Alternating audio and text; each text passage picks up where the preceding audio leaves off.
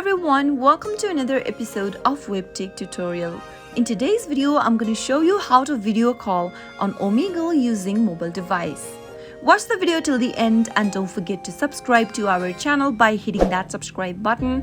Press the notification bell so that you'll never miss another upcoming upload from us. To use the video chat feature of Omegle on your mobile device is easy. First, go ahead and download the Omegle application on your iPhone or your Android, or you can also go visit the website omegle.com with the help of a web browser. Once you end up in this page, simply go ahead and add your interest so that you can find strangers you can chat with mutual interests. Once you are done, tap on the video icon. In the pop-up, select both of the boxes and make sure that they are checked. And now, tap on confirm and continue. You'll need to allow omegle.com to access the microphone and camera on your device. Simply tap allow and you'll be able to make a video call with a random stranger on Omegle using mobile device. It is that simple. I hope the tutorial was helpful to you. If it was, go ahead and give us a thumbs up.